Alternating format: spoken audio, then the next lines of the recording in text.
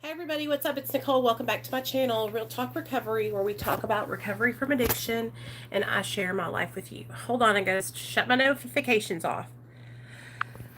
All right. Okay, guys.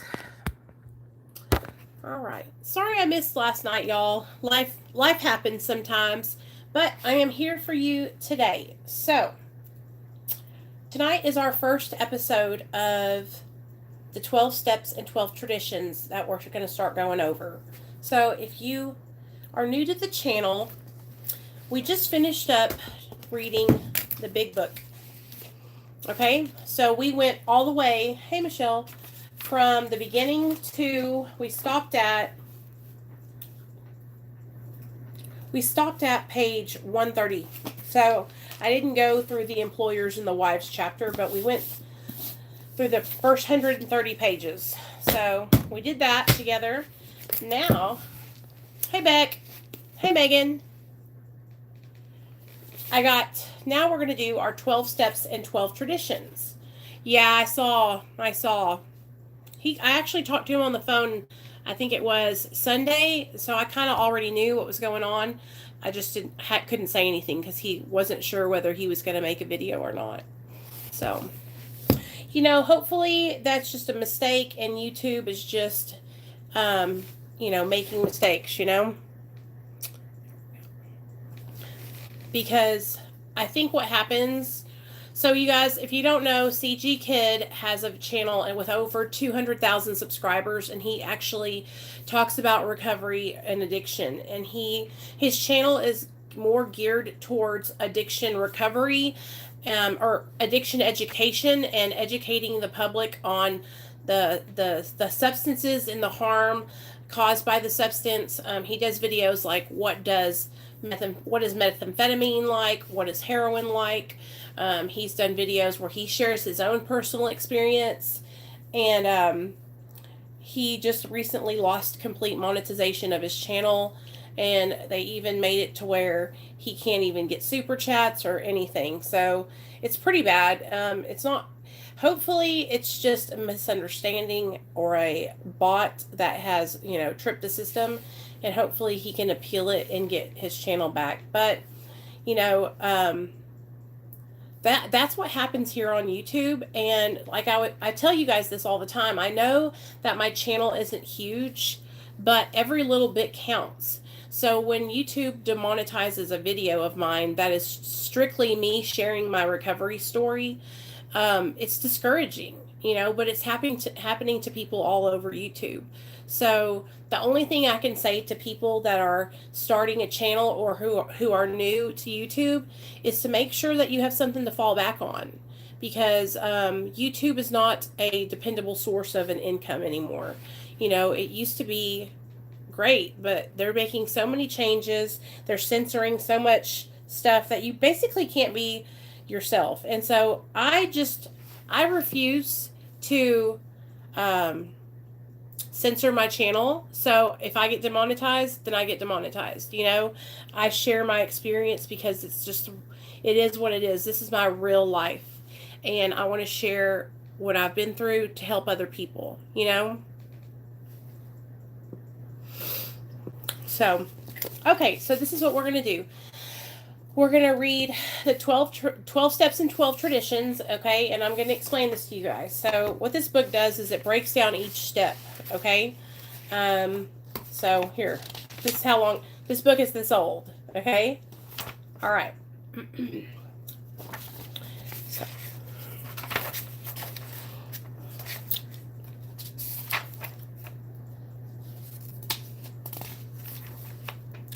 I guess what we can do first is I will read the steps to you, and then I will read the traditions to you. So that's how we're going to start out. So what's up, you guys? My name's Nicole. I'm a recovering addict / alcoholic. I have been sober since July 13th of 2015. My drugs of choice were anything and everything that you had, but if I had to choose, it would go like this: methamphetamine IV, Roxy IV, Xanax, cocaine IV. in that order. Then some weed, and then I would drink alcohol if I was absolutely desperate and didn't have anything else. I got sober in July of 2015 after my son was removed by the state of Arkansas and put into foster care. And that kind of catapulted me into a new lifestyle, changing my life. It basically forced me into changing my life. I had tried for many, many years to get sober. I had tried probably, I had been to 5 treatment centers and I had been to prison once. So I had probably tried over 10 times to get sober, you guys. And I was just really, really struggling. I do utilize medically assisted treatment, which is Suboxone, and I've been on that for 4 years, and I'm currently tapering off. So right now I am at 6 milligrams prescribed by my doctor, and currently have only been taking about 4 of it though a day. If I go down anymore, I'll let you know, but usually the month before my visit, I try to taper down a little bit more, so that way when I go in, I'm ready to drop down those 2 more milligrams. So I'm taking about 4.5 milligrams a day of Suboxone, and that's been working out. I work a 12-step program. I have a sponsor that I am currently working the steps with again.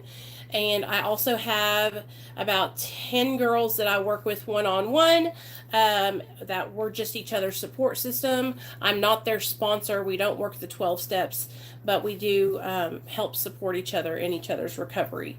So, yeah, I'm only sponsoring one person at this time, and that's it.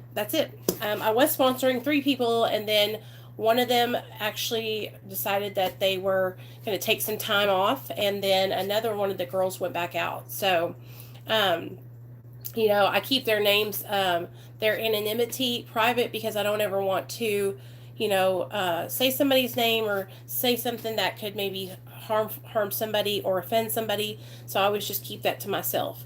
Now, I do want to tell you guys that I had a friend of mine that reached out to me on Instagram, and I'm not going to say his name. If he wants to comment, he can say. But he sent me some pictures, you guys, of him and his active addiction. And he's actually actively shooting heroin right now as we speak. And he sent me some pictures of his whole setup with the rig and the cooker and the heroin. And I'm really, really, really scared for him. I'm really worried about his safety, and I'm really worried because he's taking Xanax and he's shooting heroin at the same time. And that just, I know from experience that that's how I always overdosed. So I'm really, really worried about him. But I just want to ask you guys if y'all will please say a prayer for him. Just pray for Nicole's friend, because he's crying out for help. He messaged me and he said, "I can't stop. Please help me." And honestly, I don't know what to do. The only thing I know to do is to keep encouraging him to go into treatment, or to reach out and go and get help. Go to the methadone clinic or go to the Suboxone doctor. So I'm going to keep on doing that, of course, and hopefully everything will work out. But, when you're at that point in your addiction where you're miserable and you're getting high and it's not fun anymore, but the only reason you're getting high is because you can't stop, that sucks. That's the worst place to be, and that's that place that's right before you cross over into getting sober, or you're about to die. We've all been there, right? Yeah. And it's you're either going to get sober or you're going to die trying. And that's just fucking the reality of it. Neil was on the phone yesterday with his sponsor, and one of their friends passed away, right? And so the guy passed away, you guys, and it was so crazy because we hadn't heard from him in forever. But we called and we were like, "How did he die?" And supposedly he died from a heart attack, but we knew he had relapsed, because he had actually called Neil and was asking Neil if he knew anybody that could get him pills. And Neil's like, "No." No, we don't know. No, me and Nicole don't know anybody. We don't even hang out with anybody that does drugs anymore, which is, God, I'm so grateful, you guys. Like, 2.5, 3 years ago, if somebody had called us asking us that, we might have had a different answer. But now we're like, no. And it's not worth it. It's not worth going out and relapsing and losing everything we've worked so hard for. And it's not worth losing our family. It's not worth putting my son in danger. That's what this is about. It's not even worth the relief that I would get. That's the thing, because it's temporary. And that's what I keep on reminding myself. Like, when I have bad days or someone says something that hurts me, like, I keep reminding myself, like, it's not worth it. It's not worth that hour-long high that I would get, because then afterward, I'm going to feel miserable and I'm going to hate myself. So, okay, so let's do this. All right. Sorry, I just went on a little tangent there. Y'all know how I am. That happens sometimes. All right, so here's what we're going to do. I'm going to read to you guys what this book is about. So this is the 12 Steps and the 12 Traditions. Alcoholics Anonymous is a worldwide fellowship of more than 100,000 alcoholic men and women who are banded together to solve their common problems and to help fellow sufferers in recovery from that age-old, baffling malady, alcoholism. This book deals with the 12 steps and the 12 traditions. It presents an explicit view of the principles by which AA members recover and by which their society functions. AA's 12 steps are a group of principles, spiritual in their nature, which, if practiced as a way of life, can expel the obsession to drink and enable the sufferer to become happily and usefully whole. So do you hear that? If we practice these principles in our life and we work these 12 steps, okay, the obsession to drink and get high will be expelled from us. That means we won't want to get high and get drunk anymore. And we will be whole again and happy and useful. AA's 12 traditions apply to the life of the fellowship itself. They outline the means by which AA maintains its unity and relates itself to the world about it, the way it lives and grows. Though the essays which follow were written mainly for members, it is thought by many AA friends that these pieces might arouse interest and find application outside AA itself. Many people, non-alcoholics, report that as a result of the practice of AA's 12 steps, they have been able, oh, did I miss a page? To meet other difficulties of life. Hold on. In 1988, it is estimated that more than 1.5 million have recovered through AA. And that was in 1988. They think that the 12 steps can mean more than sobriety for problem drinkers. They see in them a way to happy and effective living for many, alcoholic or not. So basically, the 12 steps and the 12 traditions are a way to live. They can teach a person who's not even an alcoholic or a drug addict how to live their lives healthy again. What's up? Could I have... Baby, you've eaten so much. Pringle? You've got them upstairs. I was gonna say, could you... Let me finish this video and then I'll be right up. Pringles away and get some popcorn? Yeah, I'll be up there in a second. Let me do this book. There is, too, a rising interest in the 12 traditions of Alcoholics Anonymous. Students of human relations are beginning to wonder how and why AA functions as a society.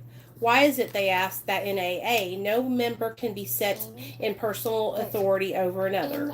That nothing like a central government can anywhere be seen? How can a set of traditions, principles, having no legal force at all, hold the fellowship of Alcoholics Anonymous in unity and effectiveness? The second section of this volume, though designed for AA's membership, will give such inquirers an inside view of AA's never before possible.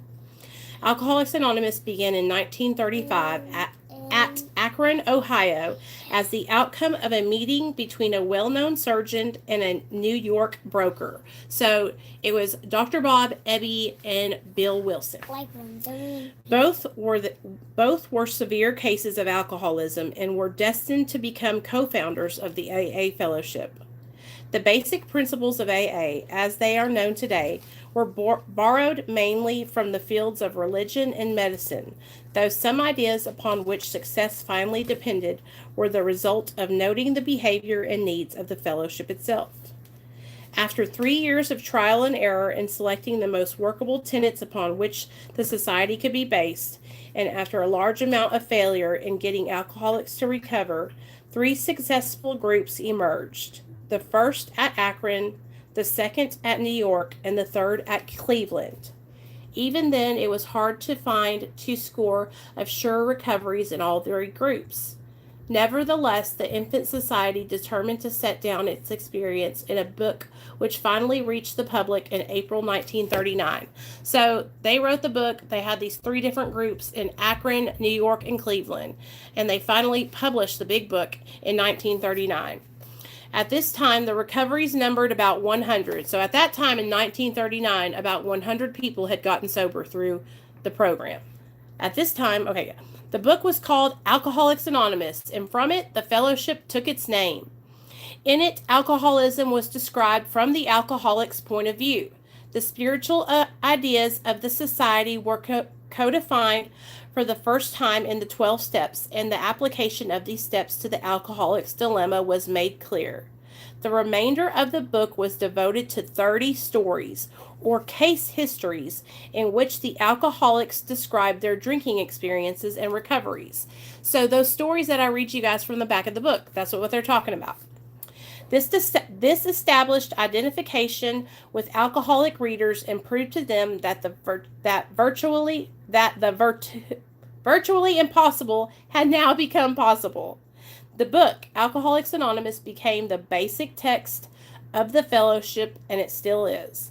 This present volume proposes to broaden and deepen the understanding of the 12 steps as first written in earlier work. With the publication of the book, Alcoholics Anonymous, in 1939, the pioneering period ended and a prodigious chain reaction set in as the recovered alcoholics carried the message to still others. In the next years, alcoholics flocked to AA by tens of thousands, largely as the result of an excellent and continuous publicity freely given by magazines and newspapers throughout the world, giving it unstinted support and endorsement. So doctors and clergymen and newspapers and magazines were all endorsing and supporting the Alcoholics Anonymous because they were seeing people getting sober through the program. And they were like, holy crap, people are getting sober by other people helping other people is what it is, you know? And so when you see that, and just like it talks about in the big book where it says the complete absence of profit motives. So these men and women, they don't want your money. You don't have to pay them. They're not, over here they're just helping you because someone helped them. And they have to give back what was so freely given to them to stay sober. Okay. This startling expansion brought with it very severe growing pains. Proof that alcoholics could recover had been made, but it was by no means sure that such great numbers of yet erratic people could live and work together with harmony and good effect. Everywhere there arose threatening questions of membership, money, personal relations, public relations, management of groups, clubs, and scores of other perplexities. It was out of this vast welter of explosive experience that AA's 12 traditions took form and were first published in 1946 and later confirmed at AA's first international convention held at Cleveland in 1950. The tradition section of this volume portrays in some detail the experience which finally produced the 12 traditions and so gave AA its present form, substance, and unity. As AA now enters maturity, it has begun to reach into 40 foreign lands. In the view of its friends, this is but the beginning of its unique and valuable service. It is hoped that this volume will afford all who read it a close-up view of the principles and forces which have made Alcoholics Anonymous what it is. Okay, so what we're going to do is we're going to take step 1 and we're going to read all about it. And then we're going to go over to tradition 1 and read all about it. And we're going to go week by week. We'll take a step in a tradition, a step in a tradition, a step in a tradition. You dig? Okay. Step 1. We admitted we were powerless over alcohol, that our lives had become unmanageable. Here we go. Who cares to admit complete defeat? Practically no one, of course. Every natural instinct cries out against the idea of personal powerlessness. It is truly awful to admit that, glass in hand, we have warped our minds into such an obsession for destructive drinking that only an act of providence can remove it from us. No other kind of bankruptcy is like this one. Alcohol now became the rapacious creditor, bleeds us of all self-sufficiency and all will to resist its demands. Once this stark fact is accepted, our bankruptcy as going human concerns is complete. But upon entering AA, we soon take quiet another view of this absolute humiliation. We perceive that only through utter defeat are we able to take our first steps towards liberation and strength. So only from getting our asses kicked, right? Desperation. That's when we get into recovery. Our admissions of personal powerlessness finally turn out to be firm bedrock upon which happy and purposeful lives may be built. So that, like I said, bedrock, that's how we, you know how they say you hit that rock bottom, and rock bottom is what they built their now strong ass recovery foundation on? That's what a lot of us have to go through. You know, most of us have to go and get to a point where we lose everything, right? We hit a bottom sufficient enough to recover. So that means it gets so bad that there's nowhere else to go but up, because we have exhausted all options, and we have gotten to that point we are desperate and we're ready to seek help. You know, and when you get to that point, the gift of desperation, we've all talked about it, where you're so desperate that you're willing to take whatever help is given to you, and you're willing to take the suggestions outlined in the big book of Alcoholics Anonymous and follow the suggestions that your sponsor, gives you.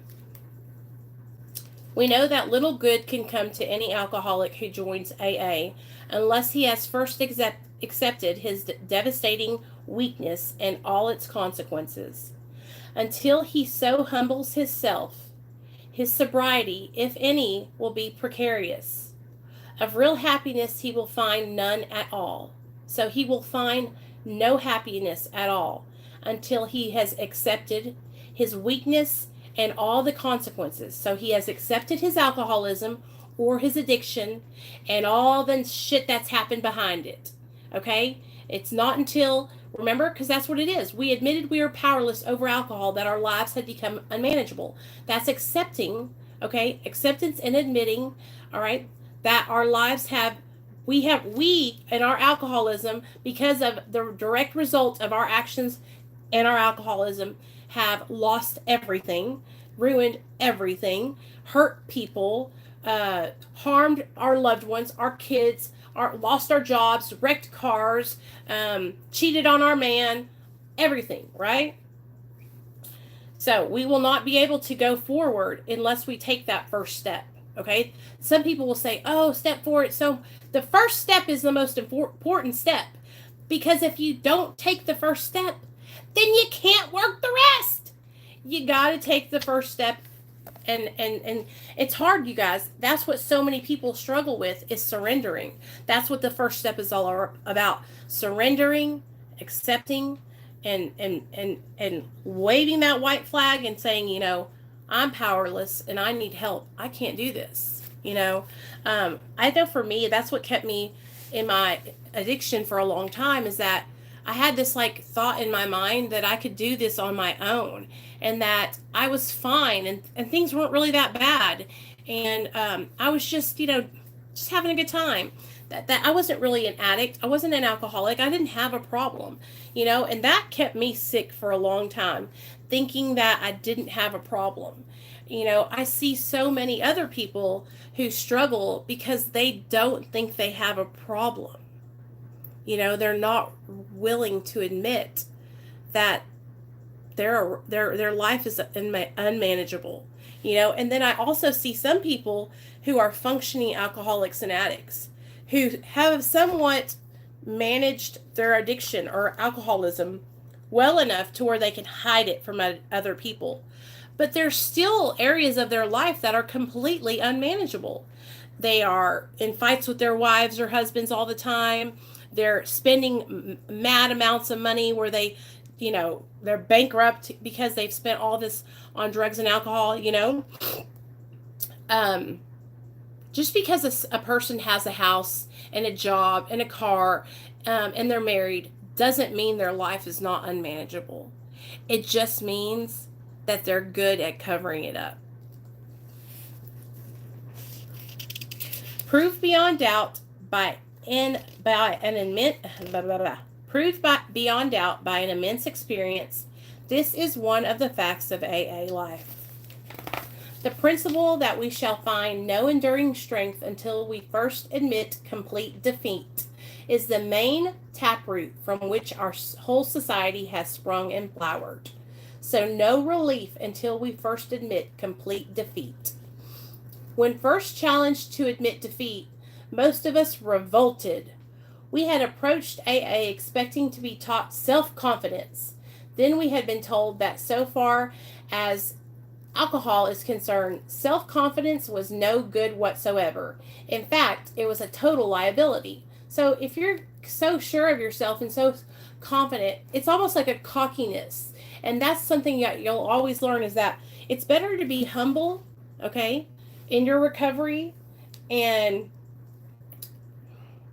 not be so sure of yourself all the time. Because when I start getting into that cockiness, that over sure of myself, that's when I stop relaying. I stop doing what was working for me to stay sober, and I start taking my life back into my own hands, which is going to be a complete mess, because then that idea comes back in my mind that I have control. You know what I'm saying? Oh, it's really not that bad. I've been sober for 4 years. I don't need to do the meetings on my YouTube channel with everybody. I've been doing that for so long.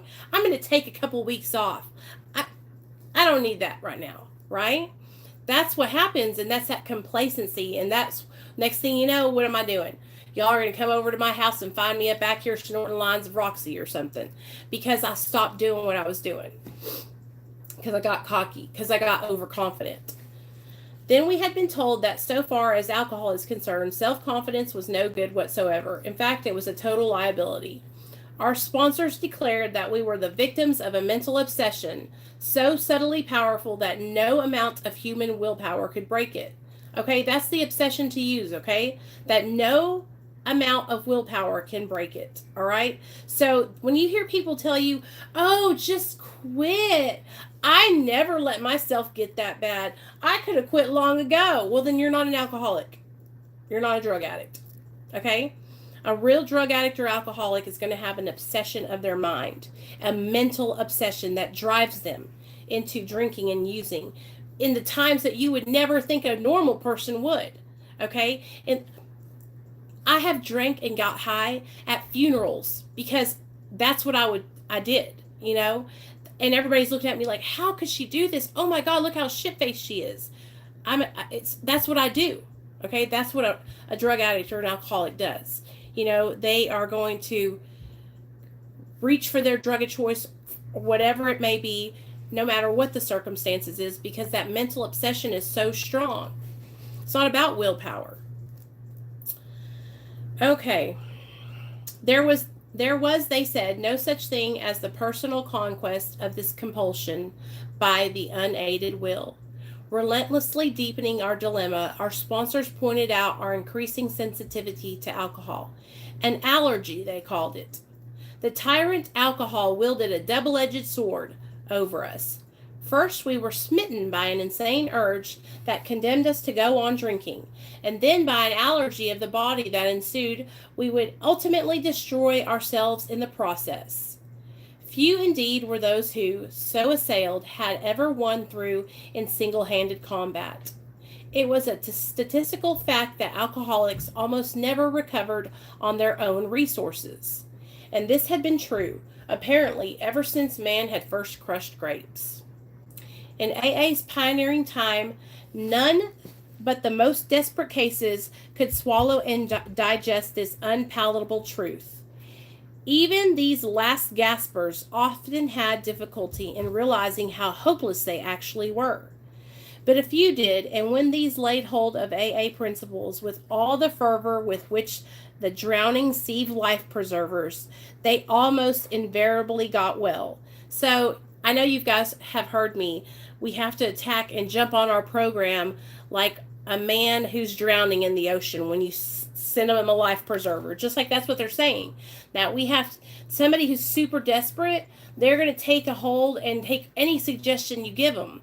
And that's the point I had to get to where I was so desperate that I would do anything that was directed to me because I was so Mommy, desperate.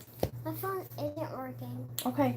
Well, go watch your show. I'll be dead in a second. I love you. No, for like, it froze. So when I was walking, it just made his little walk. He made a walker thing. Just go. Oh, well. Okay. Well, hold on. Let me finish this and I'll fix it for you.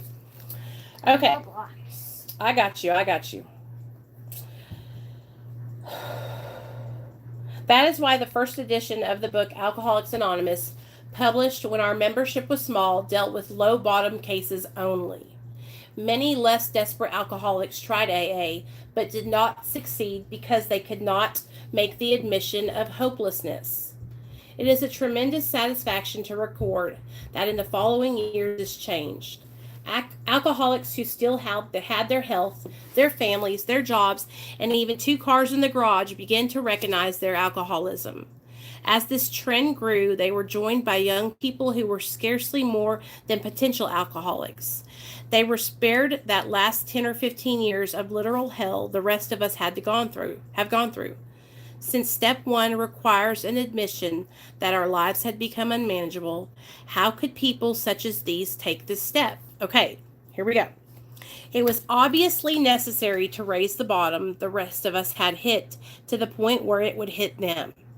By going back in our own drinking histories, we could show that years before we realized it, we were out of control. That our drinking even then was no mere habit, that it was indeed the beginning of a fatal progression. To the doubters we could say, perhaps you're not an alcoholic after all. Why don't you try some more controlled drinking? Bearing in mind, meanwhile, what we have told you about alcoholism. This attitude brought immediate and practical results. It was then discovered that when one alcoholic had planted in the mind of another the true nature of his malady, that person could never be the same again. Following every spree, he would say to himself, maybe those AA people were right. After a few such experiences, often years before the onset of extreme difficulties, he would return to us convinced. So this is how they convinced people whose lives were still manageable. Maybe young kids who had just started drinking that were alcoholics, but they hadn't progressed to that point where their alcoholism was ruining their life yet, right? And so they were saying, hey, if you don't think you're an alcoholic or your life isn't unmanageable yet, go out and try to drink like a gentleman. Go out and try to drink just one drink when you go to the bar. And so these people would go out and try it, and they couldn't. And so they would come back and they would be like, maybe you're right. Maybe I am an alcoholic, you know? So raising the bottom to meet that person, so that way you don't have to go down to that far. You know, if you're an addict or an alcoholic and you haven't, prostituted your body or become homeless because of your addiction or alcoholism, or got to the point where you shot up drugs with a needle, guess what? You don't have to get to that point to be an alcoholic or an addict. Okay. And hopefully you can come here and hear stories from me about me going there. So that way you don't have to go there, but just because you hadn't got there doesn't mean you can't go there. And that's what we have to learn, because alcoholism and addiction is a progressive illness. It gets worse, never better. Okay? So you might be all cool right now, but give it a couple of years. And I promise you, you'll call me back and you'll say, Nicole, all those things I said I'd never do, I did.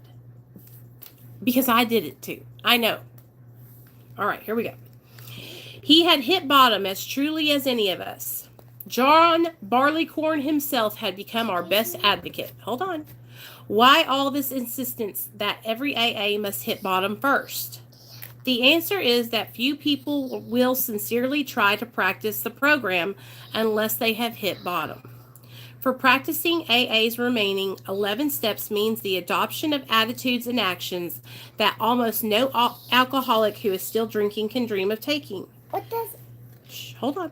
Who wishes to be rigorously honest and tolerant?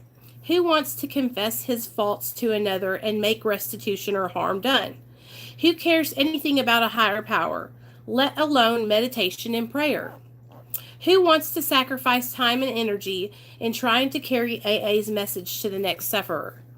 No, the average alcoholic, self-centered in the extreme, doesn't care for this prospect, unless he has to do these things in order to stay alive himself. That's why I come on here and I do these things with you guys. That's why I share my story. Because I've gotten to a point where I know if I don't, I'm going to die. Excuse me? Mm-hmm. My Roblox isn't working. Okay, hold on. Go watch your show. I'll be up there in a second. Love you. 10. Under the lash of alcoholism, we are driven to AA, and there we discover the fatal nature of our situation. Then and only then do we become as open-minded to conviction and as willing to listen as the dying can be. We stand ready to do anything which will lift the merciless obsession from us. So, that last little paragraph right there explains everything that I've been trying to tell you guys for so long about the reason why I share my story and come on here. I tell you guys, it helps me. You know, that's what it is. It helps me. If I don't come on here and do these things with you guys and share my experience and do my meetings and do my sponsorship, I'm not going to stay sober. I'm desperate enough to take this and do what is asked of me because I don't want to die. Okay? And that's what it is. It says, no, the average person, self-centered and extreme, doesn't care for this prospect, doesn't care to go around and share their experience or help others, right? Unless that person has to do this in order to stay alive. All right? And that's what it's about. It's like, when you get to a certain point, you're just going to be desperate enough to where you're going to try anything, you guys, to make a change in your life. And you're going to reach out for help, and you're going to get the help that you need. But sometimes it's just that desperation, and it's a gift, you know, and everybody gets there at a different time. I just want to be here to hopefully encourage you to where you don't have to get to that point. And you could start now, before you get to, you know, homelessness or you know, harming yourself, you know. Okay, let's find the tradition that goes along with step 1. Okay? All right, here we go. Bada bing, bada boom. All right, tradition 1, y'all. Our common welfare should come first. Personal recovery depends upon AA unity. The unity of Alcoholics Anonymous is the most cherished quality our society has. Our lives, the lives of all to come, depend squarely upon it. We stay whole or AA dies. Without unity, the heart of AA would cease to beat. Our world arteries would no longer carry the life-giving grace of God. His gift to us would be spent aimlessly. Back again in their caves, alcoholics would reproach us and say, what a great thing AA might have been. Does this mean, some will anxiously ask, that in AA the individual doesn't count for much? Is he to be dominated by his group and swallowed up in it? We may certainly answer this question with a loud no. We believe there isn't a fellowship on earth which lavishes more devoted care upon its individual members. Surely there is none which more jealously guards the individual's right to think, talk, and act as he wishes. No AA can compel another to do anything. Nobody can be punished or expelled. Our 12 steps to recovery are suggestions. The 12 traditions which guarantee AA's unity contain not a single don't. They repeatedly say, we ought, but never, you must. To many minds, all this liberty for the individual spells sheer anarchy. Every newcomer, every friend who looks at AA for the first time is greatly puzzled. They see liberty verging on license, yet they recognize at once that AA has an irresistible strength of purpose and action. How, they ask, can such a crowd of anarchists function at all? How can they possibly place their common welfare first? What in heaven's name holds them together? Those who look closely soon have the key to this strange paradox. The AA member has to conform to the principles of recovery.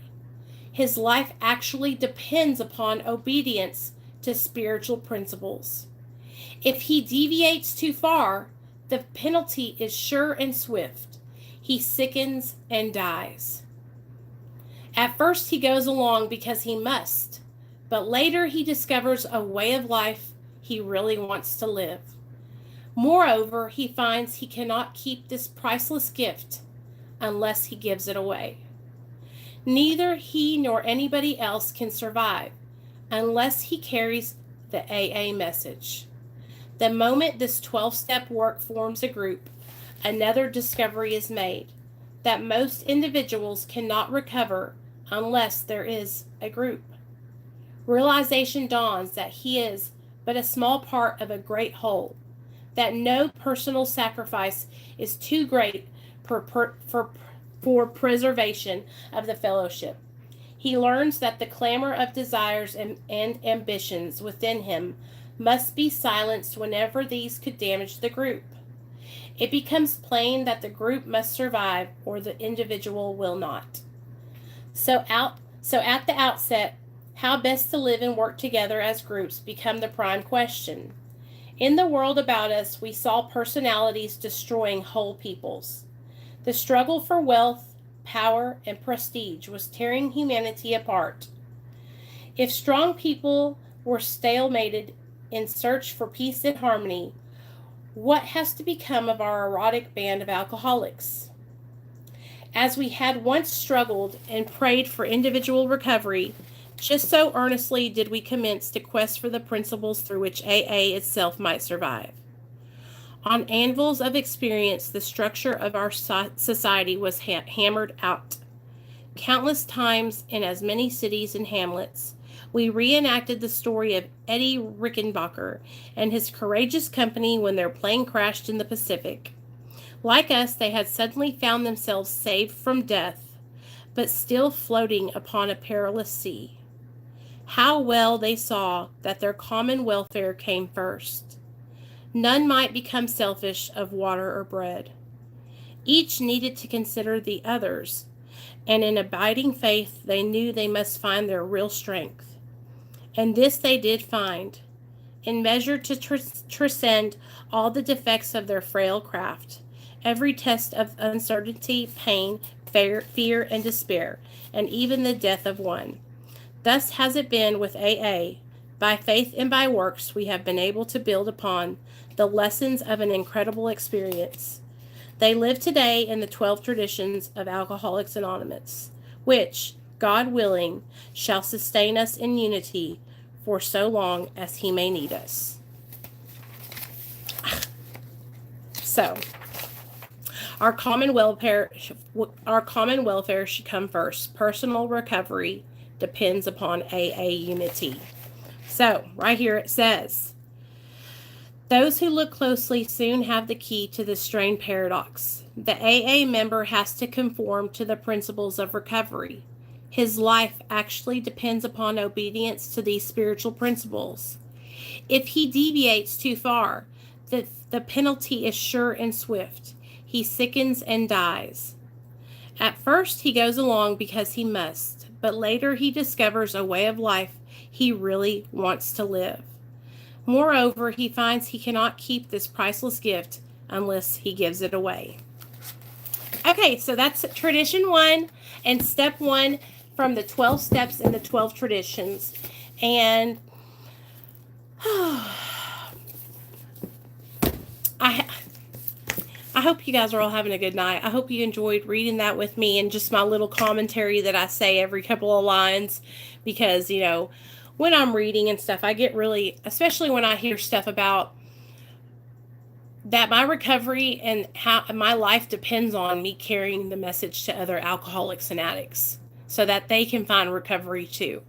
And if I want to continue staying sober and staying alive, that's what's helping me stay alive. And that's why it's so important for us to not let differences of opinion or personalities get in the way of what we're really trying to do here, which is spread a message of hope and recovery and support each other in each other's recovery. You know, I don't have to like you to support you in your recovery, and you don't have to like me to support me in my recovery. You know what I'm saying? I think what happens is, because we're all like just learning how to be in, like, have healthy relationships and be in society, that a lot of the times it can feel like it has to be all or nothing. Like we have to be each other's best friends, right? But that's not how it is. We don't have to all get along and be best friends, but that doesn't mean that I don't want your recovery. That doesn't mean I want you to not have recovery. That doesn't mean I don't want you to have happiness and freedom in your life. You know, and I had to come to the conclusion that, you know, not everyone was going to like me, and I wasn't going to like everyone else, but that doesn't mean that we can't carry a message to other people that are struggling in their active addiction and give them hope that they can recover, you know. And it has been such a learning process for me, you guys, over the last 2 years that I've been on YouTube, because I am very emotional. I wear my heart on my sleeve, and I feel I'm insecure. Sometimes I feel like people don't like me. Sometimes I feel like I don't fit in. Sometimes I feel like I'm not good enough. And sometimes I can take the way I feel inside and I can put that on other people when maybe that's not even how they feel. Or I also think I'm a pretty good judge of character, and I can read people's vibes pretty good. And some people, I know they don't like me, and that's okay, you know. But I have changed so damn much over this last 6 months, and I've been working so hard to keep a message, a positive message of recovery for you guys, and to help you guys understand that, you know, no matter who you are or what you're going through, if you're struggling and you need support, I got you. I got you. Together help. If you need support in your recovery, I got you. I'm strong, and I'm a good ally to have if you're struggling, because I will be there for you. You know, all you got to do is reach out to me. You know, and that's the thing. Like, hey Leonard, I get so overwhelmed sometimes, you guys, because I want to call everybody and I want to make sure you guys are doing okay. But I also got to give you guys space to call me and reach out to me and let me know. Because here's the thing. I'm reaching out to the people I need to reach out to. I'm calling my people. And so, because I want to stay sober and I need their help, right? And so what happens to me is I have to let you guys get to that point where you're going to call and you're going to actually reach out for the help, you know. But I promise you, if you reach out, I'm going to be there on the other end. That's why I set up the phone number, okay? If you need support, if you're at home, you're about to get high, or you're about to, you know, relapse or something, and you need to talk to somebody, all you got to do is call this number, okay? I'm going to put it right now up here.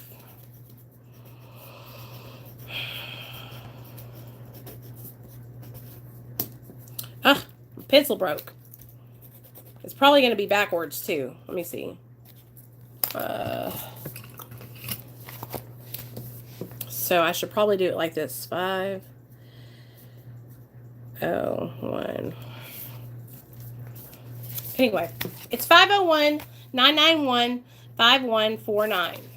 So if you are struggling and you're at the house and you are in active addiction and you need to talk, all you have to do is call or text this number, 501-991-5149. And guess who that's going to be? That will be me on the other line. Oh my God, Sonia, that's great. That's great, girl. You're gonna have a great time. Did you let your clinic know so that way they know you're gonna be out of town and everything? Make sure you do that, because one time me and Neil went on a vacation. It was like a weekend vacation, and we forgot to tell our clinic, and they actually called me for a random callback, and so I had to tell them I was out of town. So I could have gotten in trouble, but good thing they know.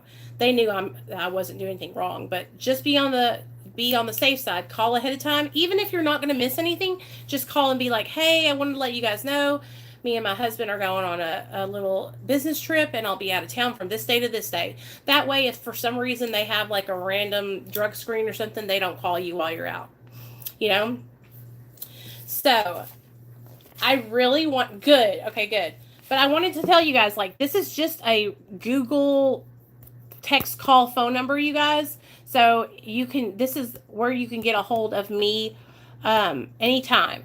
I already got my first caller yesterday, Miss Sonia, and we talked on the phone, and I'm actually helping her with her daughter, trying to help her daughter get herself together. But you can get me 501-991-5149.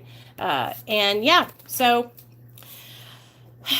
and if you don't want to talk on the phone, you can just text me and I'll answer your text right back. But I just wanted to have that number for Real Talk Recovery, because I thought, you know what? I can't give my cell phone out to everyone. I mean, all y'all have it. Damn near everybody on this live stream right now has it. But it was getting to the point where, like, I was like, I don't need to be giving my cell phone number out anymore, because it's getting, I don't know. I don't want to give out my personal cell phone number, but this number is going to get you directly to me. So if you want to talk to me and just kind of like having a struggle, and here's the thing, you guys, like, I will help you find treatment and I will help you find resources if that's what you want to do. If you're not ready to get sober, I'm not going to be mad at you. I'm not going to cuss you out, and I'm not going to make you feel any worse than you already feel. Okay? The only thing I'm going to do is I'm going to try to encourage you to get sober. Okay? But I'm not going to tell you anything that you probably already haven't heard. I don't have any magic cure for addiction. I don't have any magic answers. I can tell you guys, like, you just got to want to change. And if you need help finding the help, I will help you find it. And then when you get that help, you got to dive in head first. Don't let anybody stop you. Don't let anything hold you back, because this could be the rest of your life. You don't want to die, and that's the thing, you guys, like, we're losing people every single day to the disease of addiction. These drug dealers, they don't care about you. That you're their paycheck. You're their rent. You're their car payment. You're just a dollar sign to them. Don't be ashamed. If you're on heroin or dope and you don't want to, you're like, I can't get sober cold turkey. I'm too afraid to withdraw. If that's the case, message me. I will help you find a Suboxone clinic in your neighborhood. I will help you find a methadone clinic in your neighborhood if that's what's keeping you from getting sober. Because I would rather see you get on maintenance and not die than to be out there getting high and relapsing because you're ashamed to get on maintenance. Don't ever let anyone judge you or tell you what you need to do with your recovery, because you know what? That person isn't living your life. So I love you guys, and hopefully I'll be home tomorrow morning early enough to do this collaboration with another YouTuber. We're going to do a live stream. I'm not going to say who it is because it's a secret collaboration. But I think a lot of you will be very surprised to see this person on my channel. I love you guys, and I'll see y'all later.